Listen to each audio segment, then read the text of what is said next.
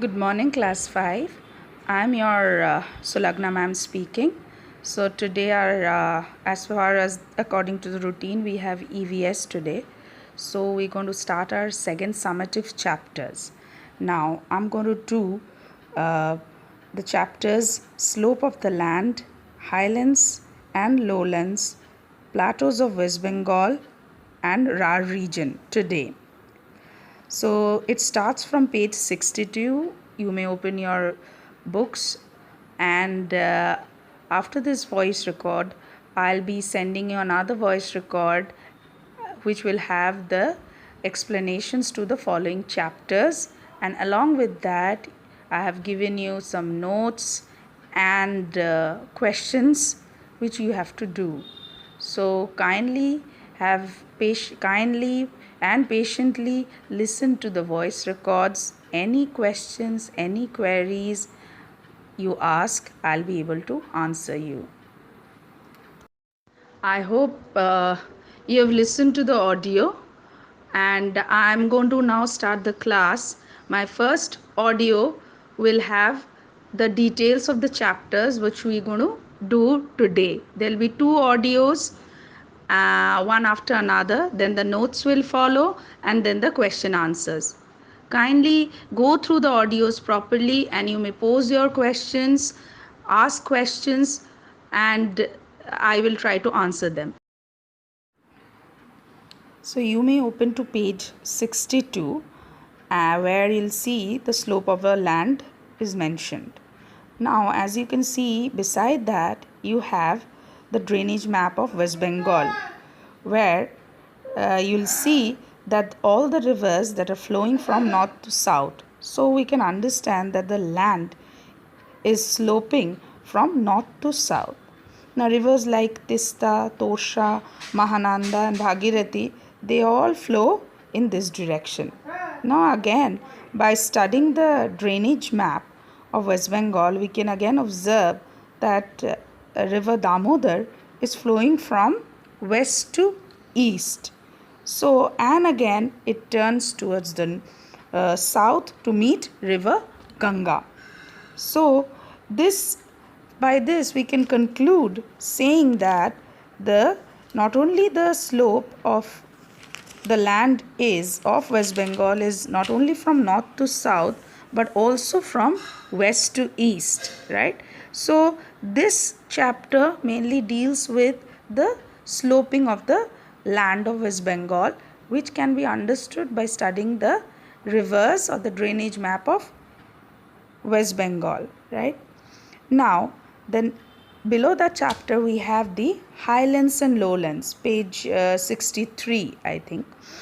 Now to start with this chapter we must know what are the highlands, what do you mean by highlands, and what do you mean by lowlands. Now highlands or uplands are any mountainous region that are elevated mountainous plateau. All right, generally it refers to the ranges of hills, typically up to 500 to 600 meters. Highlands is usually reserved or for ranges of low mountain. Fine. Now what do you understand by the lowlands? Lowland is a broad expanse of land with a general low level. This term can be used also to describe an area of land that is below the sea level. Fine. So in this chapter, to show highland or lowland, we have to choose two separate colors to indicate. If we have to choose or if we have to mark highland or lowland in a map, we have to use two separate colors. So the regions which are high or low in the map, the different colors would help us to indicate those regions, right, which is shown in the figure of page 63. So here in this is a very small chapter, so which is just related to the highlands and the lowlands. Fine. Next we move on to the plateaus of West Bengal. That is page you can turn to page 64 and 65. So here also we have to look at the map of West Bengal, that is the physiography of West Bengal, page 65. So we can see that the areas which fall under the western plateau, the red portion of the western side of the map, we find the districts like Purulia, Bankura, West Medinipur, Burdwan, West Burdwan, Birbhum. These are the western plateau regions. The color of this place is, or this region is, red. The land of Paschim Bardhaman or the West Bardhaman is not plain everywhere. You will find small hills or hillocks among the undulating land, that is undulating land. The soil of this place, where there is no hill, is a red soil and has a barren land. Now, what do you understand by a plateau? Now, plateau is a flat elevated landform that rises sharply above the surrounding area on at least one side, and it is also known as the tablelands. Plateaus have steep sides and a flat top, so it resembles the shape of a table. Now again you will see in the chapter that Bankura has a thick growth of sal trees, and plates and pots are made out of these sal leaves. Now trees over this plateau region are like sal, mahogany, you have polash, pial, eucalyptus, sonajhuri and kendu. So I have explained these 3 chapters and then follow my next voice recording where I'll do the Rar region of West Bengal. After listening to this voice record and reading the book as well, any questions you may ask, and I'm sending you the notes and the questions shortly. So in my first audio I have discussed 2 chapters, the slope of the land and the Highlands and Lowlands. They are very small chapters, as if you have opened your books you can understand, and I have just explained it to you. It will be followed by my some small notes and the questions which you have to answer. Yes, the questions you attempt after reading, going through the book as well as my audio and notes, you write the questions by yourself, and the answers of which I'll be posting tomorrow by evening, so that the 4 chapters I've given you for 3 chapters. Now another audio will be going along with the questions. So the 4 chapters question and answers, you keep it ready. Now the answers of these questions I'll post tomorrow evening in this group around between 6 to 6:30 p.m. So you may take it down and do self correction, since we are under lockdown period, so it's not possible to correct it, right? And when the school will open I will check it, but since I'm going to send you the model answers of these questions, you do self correction at home for the time being. Now we turn to page 66, where we find the Rar region. Now, by studying the map of the West Bengal, that is page 66, the areas that are colored in orange are the Rar regions of West Bengal. Now, Bishnupur, Bankura, Paschim Bardhaman, eastern side of East Bardhaman are mainly the Rar regions of West Bengal. Even the east of the Birbhum falls under the Rar region. Now, the land to the east and the south of Bankura are quite fertile. Now, this is why it is fertile. It is mainly because of the river Darakeshwar, which flows from the east to the south of Bankura, and river Shilabati, which also flows to the south. Now, as we can see in the map, we'll see that there is a confluence of all these 2 rivers in Medinipur near Ghatal, and it is named as river Rupnarayan.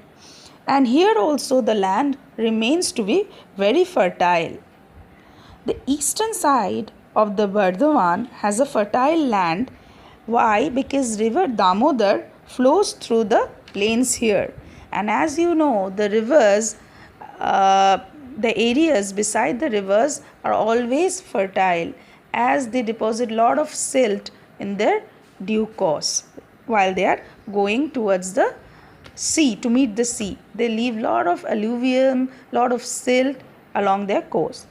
So by looking at the drainage map, we can find that near Hooghly at Mundeshwari, the branches out, that river Mundeshwari branches out from Damodar. Now again, river Mundeshwari flows westward and then again it mingles with Rupnarayan in the south. But Damodar keeps on flowing through Howrah and goes to the south and meets Hooghly. Rupnarayan also meets Hooghly at Goenkhali. So these are some important rivers and they also mingle with each other to form another river, or their meeting place is also mentioned here. So these are certain important things which you need to remember in your head. Okay. River like Haldi and Kangsabati also flows to the south, and near to this is Haldia in the East Medinipur. Now there are certain more rivers. You will have Mayurakshi, Ajay. They all flow through these areas. These are all you will find in the drainage map of West Bengal. So the Rar region of West Bengal is made up of fertile soil, as lot of rivers are flowing here. Most of the soil in this region is clayey or loamy, and most of the land tends to be fertile or flat as compared to the plateau region of West Bengal. The land gradually rises along the northern and the western edges. So the soil on the higher region is reddish in color and it's remain to be uneven, because higher regions is more or less like a plateau area, where plateau area we have studied before has a red soil and uneven landscape. Right. Now Rar region also has a dense growth of forest trees, or had a dense growth of forest before, and many trees were found there, but those have been cut down. Why? The reason being for the agricultural purpose. But many trees have also been planted in this last 30 to 40 years by the forest department. So the balance, or the ecological balance, is maintained. Now what are the trees that are found in this Rar region? There are a variety of forest trees like sal, teak, sisu, mahogany, shirish, Kashmoni, Kadombo, Babla has been planted in many regions of the state. Now hence in this way new forests are growing. So this region is also, the forest have been replanted or the forest have been recreated. So you'll find lot of trees in this area. So this covers up the Rar region, and now I'll send you the notes as well as the questions of this chapter. Now the reddish brown soil, as you're saying, is the color of the soil. As in the map or in the physiology map of West Bengal, you'll see that there are a lot of colors that are marked. Okay. Now the regions of Western Plateau, the color of the soil is red, right? Whereas in case of the Rar region, the color of the soil is red mixed with little brown. Ganga is a snow-fed river or a perennial river. Okay.